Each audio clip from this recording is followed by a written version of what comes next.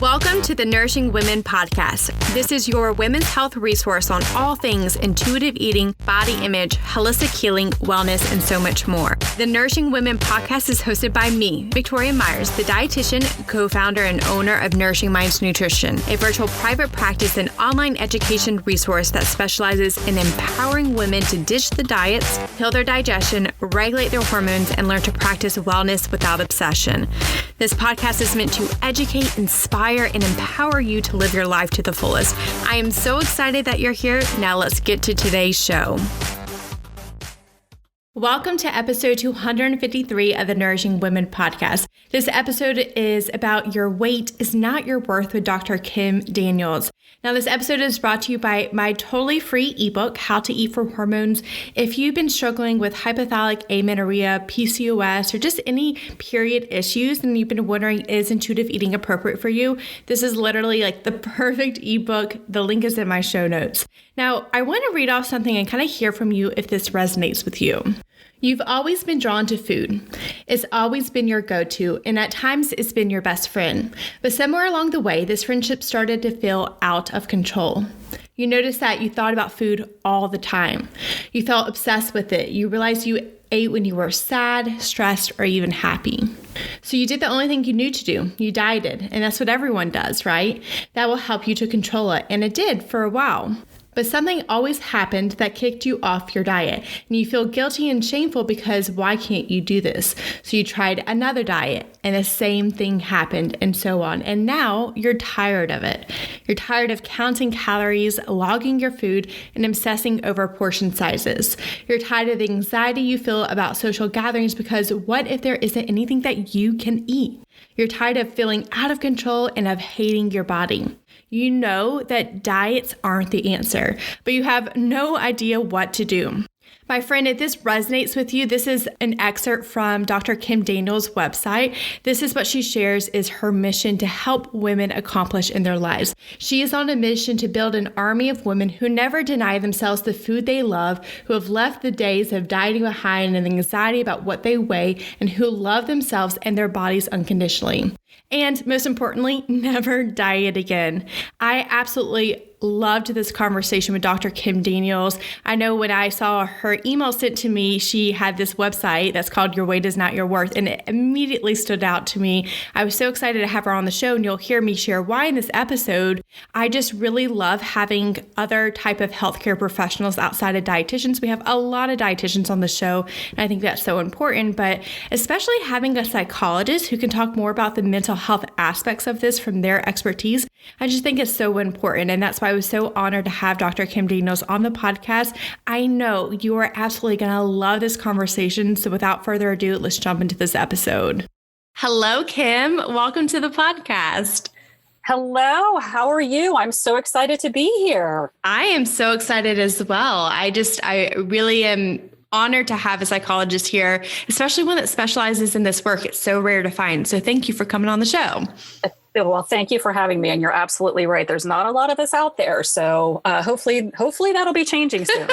I hope so too. So I'm sure we just piqued everyone's interest quite a bit. Before we jump into more specifically your story and how you got to the work you do, helping people develop a healthy relationship with food and body, let's just do a quick Reader's Digest version of who are you and what is the work that you do?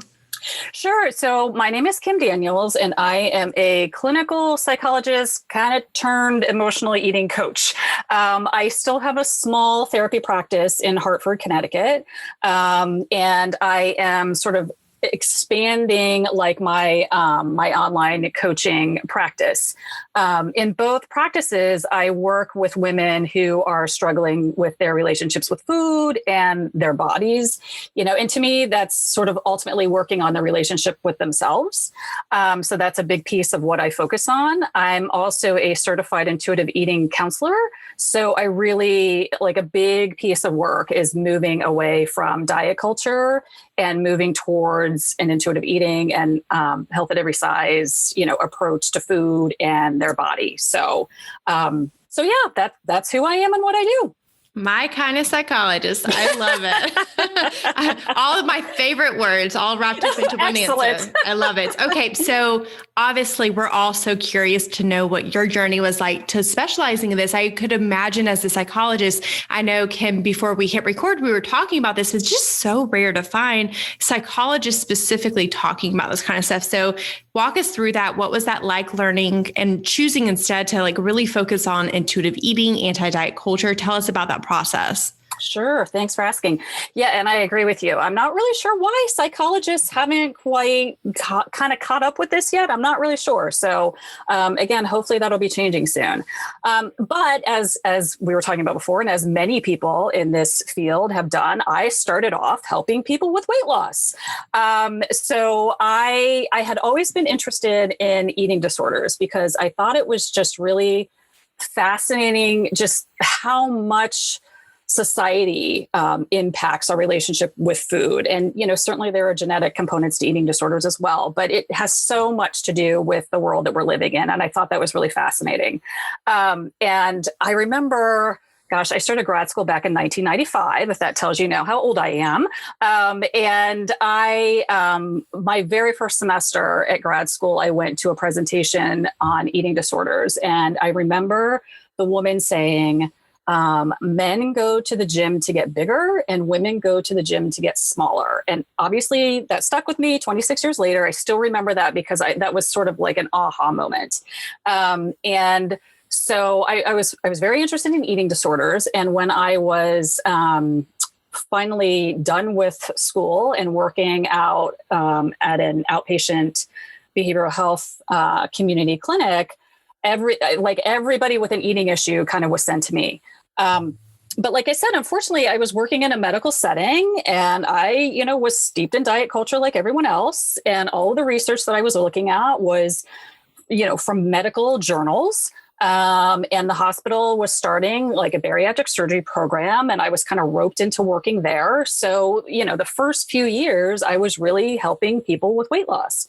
And I just, the longer I did it, the more I started noticing that it just didn't work. I mean, first of all, the attempts at weight loss didn't work. Even with surgery, people regain weight after surgery. So there's no guarantee with that either. But, we all know the statistics about diets, 2 to 5% of people can actually maintain after 5 years. And, a big percentage of those folks are doing it with, eating disorders or disordered eating. So first of all, the intentional weight loss just didn't work.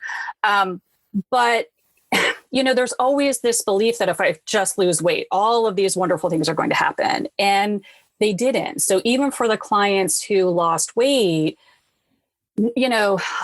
life wasn't fantastic. So they always expected to feel so much better about themselves and they really didn't. Or they expected such and such to change and it really didn't. And there was all of this anxiety about, oh my gosh, what if I regain the weight? What if I regain the weight? So it just wasn't their mental health wasn't any better with weight loss. And then certainly for the folks who regain their weight, which was of course the majority of people, because again, intentional weight loss doesn't work. They just felt horrible about themselves. So again, their mental health was suffering by trying to lose weight. And there was just so much depression that followed that and just self-hatred and feelings of failure, all of that that was happening for folks who were regaining the weight. And I just got to the point of thinking I can't support this anymore. And thankfully I started hearing more about health at every size and intuitive eating. And I just thought huge light bulb went off and it's this is what really aligns with my values. And, I'm kind of like a staunch feminist and it's oh my God, this makes sense. This absolutely, the beauty myth, that book changed my life. And so oh my gosh. Yes. Love that book so much. I love it. I wish she would come out with another edition, right. Oh God, I know I keep going back to it and to try to pick it up and read it again. But it's that's what aligned with my values, not this ridiculous, obsession about appearance. That's not who I am. And so, again, just really, I got to the point where it's I can't do this anymore. And, what's kind of funny is that, as a therapist, sometimes I have clients that I've had for a long time and all of a sudden, they're wait, we're not working on weight loss anymore. It's nope. I can't support that anymore. And here's why. So it's like, I started off on that side and, like we were talking about before, it's like, I guess the good piece to that is I have seen firsthand that it doesn't work. So when people first start with me and they're like, no, but I still need to lose weight. I can tell them from experience, from a lot of experience, unfortunately, I can tell you that really is not going to make your life better. So that's my story. And I want to talk about that in detail here in a second, but sure. I just really want to both commend and also really celebrate that you found a way of practicing psychology that feels so value-based. When I heard you sharing that, I actually got really like a big smile on my face because I feel so similarly myself. Like I did weight loss the first 5 years of my career too. And I just never felt fulfilled. Like that's always when I look back and like, I just feel so excited. I would agree. I'm a feminist as well. And I just feel like I'm actually talking to people about the things that are going to change our lives now, right? Like thinking of like what actually improves our body image or really moving on past, obsessing on our bodies and our food choices. And it's just, gosh, it's so much more dang fulfilling, truly. Oh my gosh. You are absolutely right. And it's like, it's hard to not be political with this. It's hard to not talk about all, what's happening in the world. And those are the things that I love to talk about. So it's being able to even bring that into the work that I do, which is really exciting. So you're absolutely right. It's just so much more interesting. I always say to people like your weight is the least interesting thing about you. Like, I don't want to talk about that. Let's like talk about who you are as a person and, what's going on in the world. Like that's so much more interesting. So yeah, I completely agree. Wonderful. Okay. So something that you said that I know is going to ring true for every person listening was that weight loss doesn't fix poor body image. And I think it's a hard thing to reconcile with, but I think if we're truly honest with ourselves, like we all know this to be true, right? Like I can say from all clients I've ever worked with, my own personal experience, like it never, like even when I got to what the goal, so to speak, was, it never made me feel better about myself. So I want you to explain to the person who is like reconciling with that, why focusing on weight loss doesn't work and what you mean by not working. So, yeah, I mean, I think, again, there's this expectation that weight loss is the thing that's going to, again, make me feel better about my body. It's going to change my relationship. It's going to do all those things. And I mean, backtracking, it's completely understandable that people believe that because we're taught that. So, this is, not against anybody who believes that that's going to happen with everything because we're taught, from a very young age, especially as women, that appearance is everything and our size is everything. And it's going to get us success and it's going to get us relationships and all of that kind of stuff. So it absolutely makes sense that we believe that. But, one of the problems is, and, what I say a lot to people is if you're if your self-esteem and your self-worth is tied to your weight, you're like setting yourself up for disappointment because your body is always going to change. Let's face it. If you have kids, when you get older, it just changes. And so this focus on staying at a certain size or getting to a certain size is always going to lead to a ton of anxiety and obsession about food, about your weight. What if I regain? What if I this? What if I that? And so there's that huge piece of it. But, the fact that it doesn't work is because it's always coming from a place of not being good enough. When your focus is on weight loss, that's always a piece of I'm not good enough as I am. And I certainly understand that there are people out there who are focusing on weight loss because the medical community is telling them to. Many people's physicians are telling them that every one of their medical conditions will be solved if they just lose weight, which we know that's not true.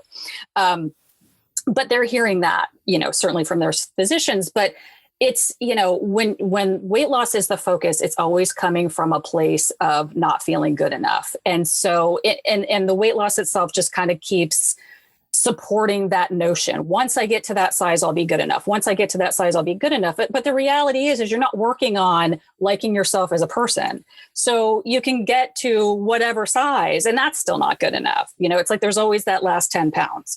So, even that's not good enough. And so the real work is just focusing on who you are as a person and what you like about yourself. And when you do that, like the necessity of focusing on your appearance and your weight kind of falls away.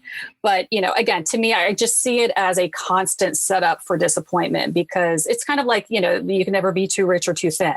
The folks who are constantly valuing themselves based on their bank account or how big their house is, there's no size house and there's no number that's ever going to get them what they want, because it's not about any of those things. It's about how you feel about yourself.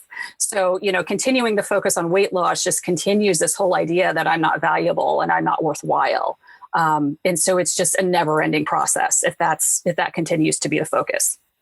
You know what I love so much about your answer? I wasn't sure the way you were going to go with it, but I'm so glad you didn't talk about the research and statistics. Not that I don't think that's super valuable, but we've had that conversation on the podcast. I think a lot of people are getting more familiar with this. What I think, and this is why I'm sharing with you, Kim, why I want more psychologists and therapists and mental health on the show, is because I really think we need to, the statistics are great, but let's talk about what's actually the reasons why focusing on it doesn't work, right? So I love that was the way that you answered. And one of the things I wrote down that really stood out to me about what you shared was how, particularly for us women, we're taught that appearance will get us success in relationships. And I think I really want to tease that apart a little bit more, because one of the things I wanted to ask you about is the misogyny of diet culture and how this impacts us. For someone who's maybe familiar with misogyny or just, dipping their toes in it, could you explain a little bit more how that connects with what I was just sharing about appearance and success in relationships and how misogynistic diet culture actually is? Could you share about that?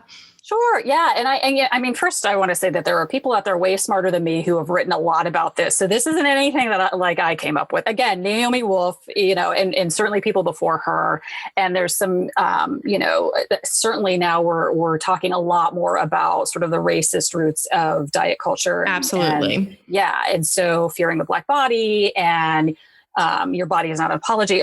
Both of those books are absolutely must reads as well. Must reads. They've heard me mention all three of those books, but I think it's just so important to reiterate similar messages. I'm so glad you just mentioned those three, because they've heard me say numerous times, read those books, read those books. Exactly. Absolutely. But, one of the sort of fun facts that I like to share with people is that the first Miss America pageant was held in 1921, which was the year after women got the right to vote. And you will never convince me that's a coincidence, right? So it's I don't know how it started, but the reality is getting political. It's white men have been running this country from day one, and it serves them to continue to keep running the country. And so one way to make sure that happens is to make sure, that women, that communities of color, all of these marginalized communities continue to stay focused on something else. And I think for women, it's always been this idea of appearance. And, certainly, again, other folks have really chronicled how the thin ideal and the beauty ideal got harder and harder and harder to fulfill the more power that women got. So, Twiggy came onto the scene in the 60s after the women's movement was really gaining some ground. So there's a lot, if you really kind of look back, there's a lot of examples of how as soon as women got some power, it was nope, now you got to be thinner. Now you have to be working. Now you have to, you have to have it all kind of thing. And so it's to me, it's just this giant distraction of I have to be focused. I have to put my time and energy and money into what I look like, into dieting, into beauty products. I just wrote a blog post actually this week about the cost of reaching the beauty ideal. On average, women are spending $3,000 a year on beauty products. I mean, where else could that go? I mean, that could go to so many other things. So it's we're just sort of, again, just really distracted, and we're exhausted, and we're starving. And it's really hard to kind of fight for your rights and kind of put yourself out there and have a voice when you're exhausted and, broke and starving. So, it's like, to me, I just don't think that this is a coincidence that it's always been heavily geared towards women, because this is one way that we've been able to keep women kind of, focused on this shiny object over here, while, men are, setting up all of the rules and the laws, in our society. So, it's one of my clients sent me a meme one day that said something like, "You can't smash the patriarchy when you're starving," which is absolutely true. It's one of my favorite memes. I love it. Every time I hear it, I giggle. I love it. But it's so true. It's so true. So I think it's really important to be,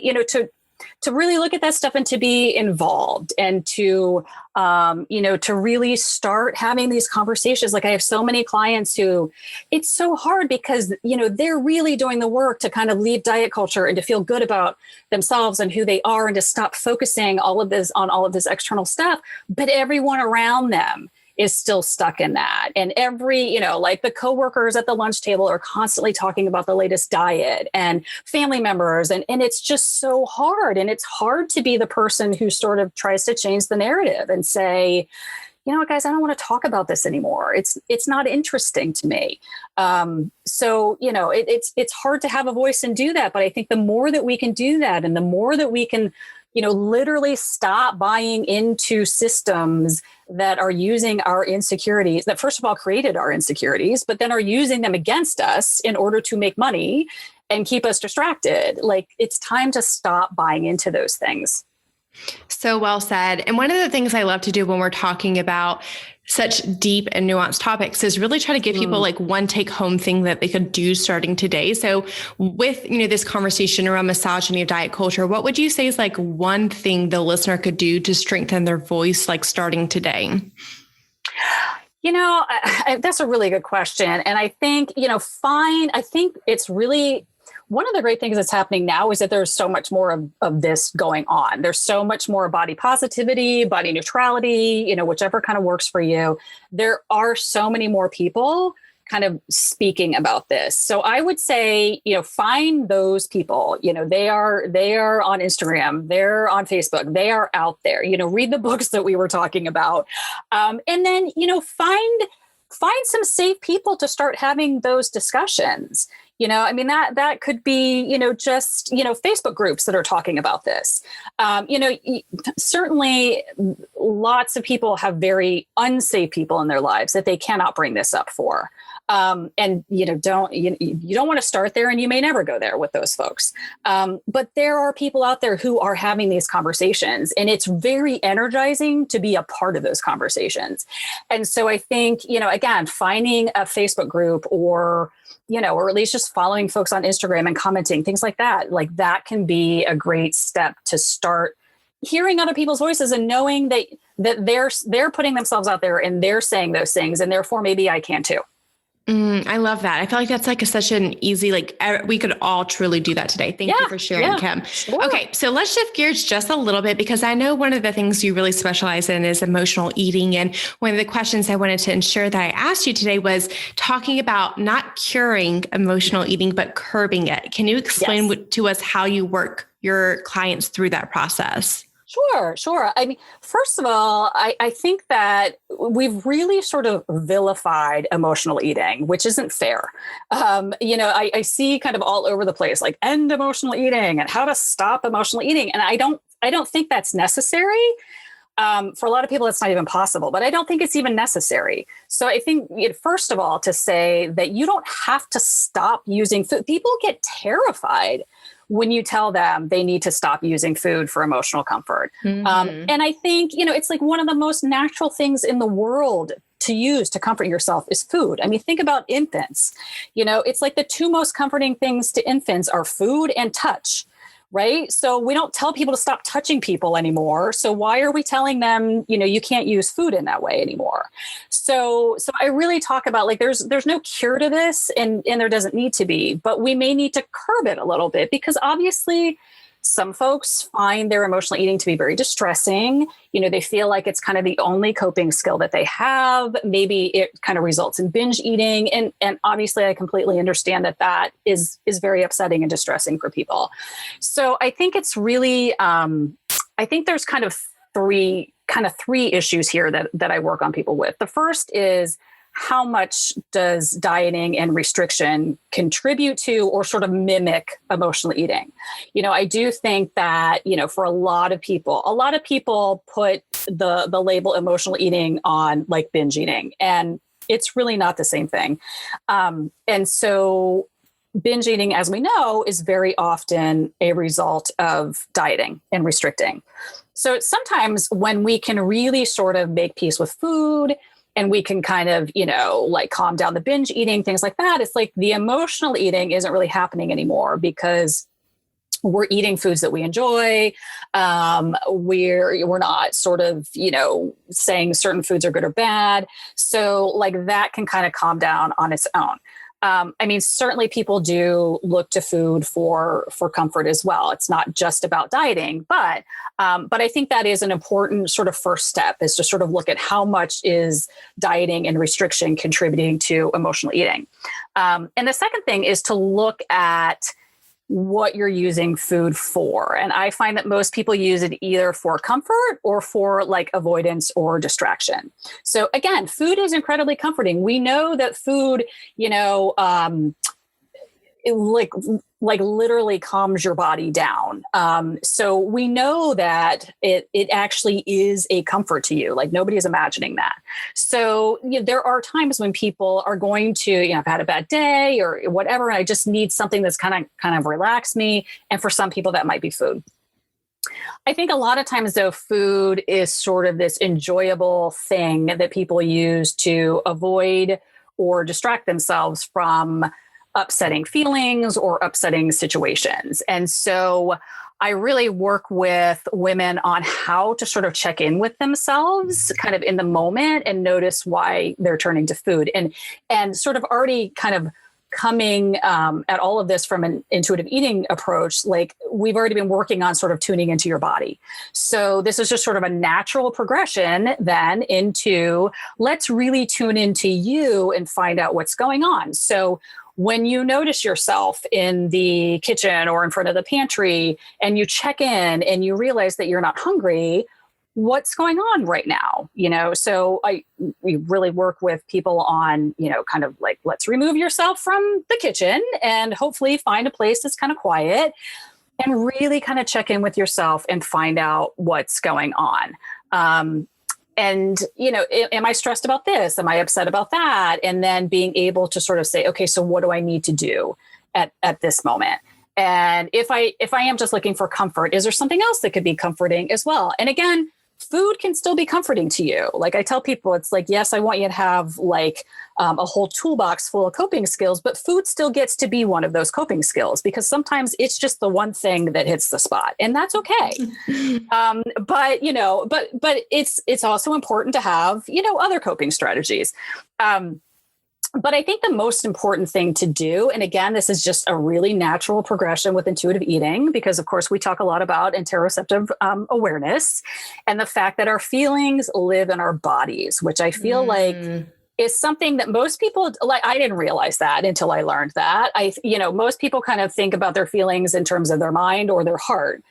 But, we know that like every feeling has a different physical sensation. And so being able to tune into your body and know how you're feeling, to sort of notice and name those feelings, means you can then deal with them directly, right? If it's just sort of this, oh my gosh, I'm upset, whatever, let me go eat and kind of distract myself or numb myself from whatever's going on, you're never going to be able to actually address whatever the issue is. But when you can really, again, just sort of sit with yourself and tune into your body and sort of say, like, what's going on for me right now? Then you can, oh gosh, I'm sad. Okay, so let's check in with that. What am I sad about? Okay, and so if I'm sad, like, what do I need to do about that? Do I need to call a friend? Do I need to just sit and cry? So first of all, you're validating your own feelings, which is incredibly important. We all need that. But again, it's like once you can sort of notice and name those, you can deal with it directly, and you don't need to go eat because of them. You don't need to go do anything else because of them, because you can sort of handle it on its own. And so I think like that's a really hard thing for people to do. But I think ultimately it's like the ultimate coping skill to be able to know that whatever feeling comes up for me, I can notice it, I can validate it, and I can work myself through it. Like you're like the coping skills genius if you've got that down. So that's kind of like there's kind of like three things that I tend to work on with folks with emotional eating. Oh, I loved that so much. And actually it was kind of comforting for me as a dietitian. I mean, obviously I've trained extensively in intuitive eating, but I'm not a psychologist. So I was like, oh, okay, those are the three things I tell people too. So that actually was comforting to be like, all right, good to go. Obviously I stay within my scope of practice with that in mind, but it was just really, I think for me, the thing, and I'm sure you feel similarly, but the interoceptive awareness piece and really just learning to be with our feelings. And I think that's just something in our culture, we have a really hard time with. And I think that to me, as with the many, many things with intuitive eating, why I love it so much is that this is so deep, as we were sharing earlier. It's like, gosh, you're learning how to actually like be with yourself and be with your feelings and identify them and work through them rather than just consistently avoiding them for the rest of your life through weight loss and through dieting behaviors. So I love that. One of the things I want to ask you based off of that, because you know me, I love like tangible examples. So I feel like and I've heard from my listeners, they feel often like it's like abstract. I'm like, okay, well, how can we make it not feel that way so you can actually then go do these things? So one of the things you said was how to check in with yourself and how to tune in with your body. So like, I'm thinking, what's like one question they could like ask themselves to help them figure that out if they're having like a really hard time navigating what that looks like? Sure. I mean, I think it's, first of all, being able to sort of find some peace and quiet, which can be tough. So, if you've got 3 kids running around and it's dinner time and whatever, you're probably not going to get to the bottom of it, which is okay. But, I won't get into details because it'll take too long, but I practice with both therapy and coaching clients. I work from a perspective of what we call internal family systems, a model. And it really does teach you how basically it kind of says that all of us have different kind of parts to our personality. So when we sort of say, well, a part of me wants this, but a part of me wants that, we would literally say there's 2 different parts of you right now who are sort of sharing their beliefs and feelings. And so it really, and so that whole, I teach people that model, and that whole model is all about getting a connection between like yourself and all of these parts. And so again, it starts with you're going to have some peace and quiet, but it really is just sort of what's going on for me right now. And it's like, I always tell people, you just start asking yourself questions because I guarantee you parts of you will start answering. I know that sounds weird, but they know I'm really big about internal dialogue. So I think they'll actually. Oh, excellent. Yeah. So it really is just sort of, okay, so what's going on for me right now? And one way to think about it is also thinking about how would I ask a friend of mine what's going on, and do that for yourself. And so, one of the things that I think a lot of people talk about and notice is sort of this internal critic that we all have. And so one of the pieces of advice that everybody tends to give that is sort of, would you talk to your best friend or your daughter or whoever in the way that you're talking to yourself? No. So same thing about even just checking in with and asking yourself, what's going on for me? Like, how would you get to the bottom of what's happening with a friend of yours who's upset? What questions would you ask them? And so, same thing for yourself. Just, again, being able to have some peace and quiet in the shower, taking a bath, in the car, whatever, just trying to really kind of tune in there, take some deep breaths and just, kind of, I call it like kind of sinking into yourself. We stay in our head for so long, but that's not where the answers are. It's like we have to just kind of sink into ourselves and start just asking questions like, what do you need right now? What's going on right now? How are you feeling right now? And again, being able to sort of say, gosh, my chest is pounding and I have butterflies in my stomach. Oh, I know that means I'm anxious. The more that you can, again, notice that those feelings live in your body, and the more that you can kind of notice, oh, this is what this always feels like when it happens, the more you can kind of immediately go, oh, that's what that is. And here's what I need to do. So it is just kind of, again, getting out of your head and just sort of, again, kind of sinking into your body and just sort of putting your focus on, like I teach people a body scan of kind of going from head to toe and like what's going on in your body right now. And if you're noticing, again, a pain here and there or an ache here or there, like just kind of put some energy towards that and what's going on right there and what does that need right now. I love that. Okay. And continue with this mindset and this idea of shifting really our mindset. If someone is listening and they're working towards really shifting out of this diet mindset towards an intuitive eating one, what are maybe a few like tangible examples we could give them of how to start that process, or maybe even continue if they've like, done the first thing of like, oh shoot, this isn't working. Where did they go from there? Sure. And yeah, that's one of the first things I do with people is just a lot of education on diet culture and why it doesn't work. And, all the things that we've kind of been talking about. So, that if you're brand new to that, I would start with that. Just a lot of education on, set point theory and, the fact that diet culture preys on our insecurities and all that kind of stuff. And I think, that kind of at least gets people sort of intellectually saying, I don't want to do this anymore. But then I think it's really important to know that like none of us chose this, right? So it's like looking at, again, looking at sort of the societal emphasis on appearance and weight and all that kind of stuff, but also the messages that you got from family, friends, peers, all of that kind of stuff. And not in a blaming kind of way, but just in a way of understanding that like, again, this isn't mine. Like none of us would have chosen this if it wasn't kind of shoved in our faces our whole lives. Right.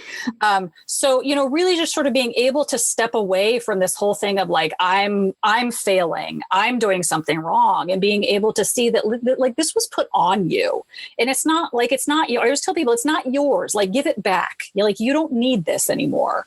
So I think that's really important, but I think it's also really important to take a good hard look at how this hasn't worked for you. And that can be really painful. I have a group, like an intuitive eating workbook group. So we're meeting every week to work through the workbook. And, one of the, in like the first chapter, one of the exercises is writing down all the diets that people have been on. And it's like, that is a really difficult exercise for people to do, because actually seeing that in writing, and for so many people, it's like, oh my God, I didn't even think about the fact that, my mom took me to Weight Watchers when I was 12 and here I am in my 50s. That can be a really a tough exercise for people, but I think it's just so important to notice like how has this really impacted you? And has there been anything about it that's been positive? And maybe there has been, we always hear but I was so much happier when I was thinner. And then we look back and go, okay, but were you? Well, now that you mention it, I was really always anxious about gaining weight and I still didn't feel good about this and, whatever. But I think really taking a good hard look at the impact that it's had.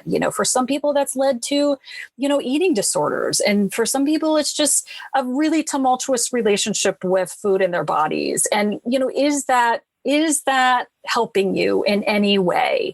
And again, it's a hard process, but really taking a look at that.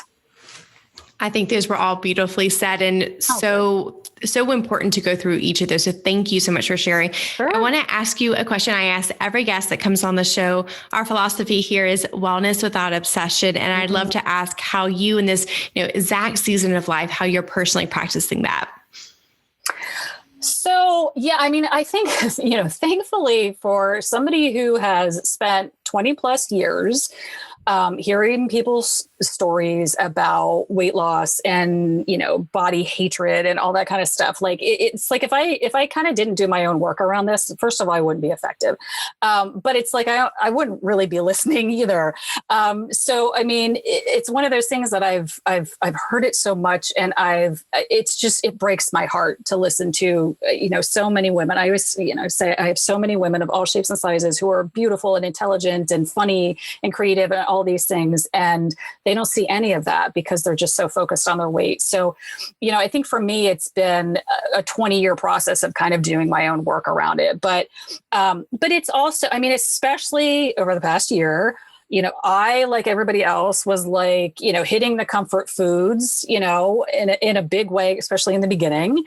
And, luckily, again, sort of having this background, I was not upset about that. I wasn't, trying to change that for myself or my daughter. This was an incredibly stressful time. It still is.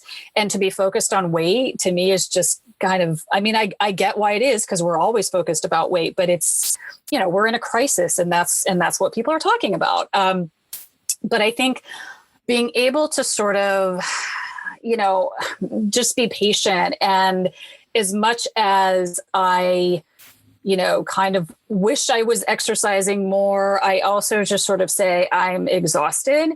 This whole time has been tough on a lot of people. As a therapist, it's been a really tough year. Completely, I was not somebody who had an online practice. So shifting all of that was not easy. And so, again, thankfully, being somebody who's kind of done this work, I was, just really kind of patient with myself, and trying to rest when I can rest, and taking vacations when I can take them, and trying to get outside, trying to take the dog for a walk more, and, all that kind of stuff. And having those days of just sitting in front of the TV and zoning out, because that's not something that I tend to do, but it's like, I'm allowed to do that. Like, it's okay. So really just trying to be super patient and understanding with whatever it is that's coming up for myself. And, thankfully most of my friends are therapists, so we can all support each other in that way. But yeah, just trying to be very patient and doing whatever self-care I can do for myself. Thank you so much for sharing, Kim. Sure. What an awesome answer. I loved it. Okay. So everyone listening, I know they feel how I do. This has just been an incredible conversation. Where can we find more about you? Where can we find about your work? What are your websites? Tell us all the things. Thank you so much. So my website is yourweightisnotyourworth.com. I'm obsessed with that, by the way. That's great. Love it. Thank you. I appreciate that. So yeah, pretty much everything, like, I have a tab called Work With Me, and pretty much everything I have to offer is under that. But on Instagram, I'm Kim Daniels PsyD. I do have like a free e-course on, it's called Why Diets Don't Work and How to Quit Them for Good, which is at bit.ly/Exane Diet Culture. Like I mentioned, the Intuitive Eating Workbook group. I have a wait list going for another one of those, which is bit.ly/IE Workbook. And I do have I have a wait list going that I'm hoping to start in the summer, like a 5-month group coaching program that really goes through all of like emotional eating and body image and that sort of thing. It's called Food and Body Freedom. That's on my website as well. And then I do have a Facebook group called Food and Body Freedom with Dr. Kim Daniels. So I'm more than happy to have, it's a pretty small group right now, so I would love to have more people in it. But again, that's one of those spaces where these are the things that we talk about. So that is a very safe space to be, sort of trying out a new voice of, I don't want to do this anymore. So yeah. And again, all of that is on my website. So if you go to yourweightisnotyourworth.com, you'll see all of that. Wonderful. And we'll link to that in the show notes as well. Thank you, Kim, so much for coming on the podcast today. Well, thank you so much for having me. It was really enjoyable. Dr. Kim Daniels, thank you so much for coming on the podcast. I know each and every single one of you absolutely loves this conversation. So if you do, please take the time to rate and review this show. That really, really means a lot to me when you guys take the time out of your day to do that. And I actually want to read off an excerpt of one of the most recent reviews we got on the show. Stacy shares, inspiring and so informative. Inspiring podcast. Victoria packs every episode with tons of amazing content, guests, and interviews that will motivate, uplift, and inspire you. Highly recommend. Thank you, Stacy, so much for doing that, y'all. I really, really appreciate it when you do that. When we reach 500 reviews on iTunes, we're going to do a really, really fun giveaway just to say thank you for helping me reach that really important milestone. And with that said, that is the end of today's episode. I hope you have a wonderful weekend. I'll see you back for another Tuesday and Friday episode next week. Until then, I want to encourage you to find one way to listen to your body today. See y'all next week. And that's it for today, friends. I hope you've been entertained, inspired, and empowered. If so, subscribe to the Nourishing Women podcast channel and leave us a 5-star review. Be sure to check out the Nourishing Minds Nutrition website included in the show notes for more information on our services and my blog for more free content made just for you. Don't forget to join the Nourishing Women Community online Facebook group for more interaction, support, and community. As always, the information provided in this podcast is intended for general education only and not meant to be used to treat, diagnose, or replace a medical device. New episodes air every Friday morning. We will see you back then.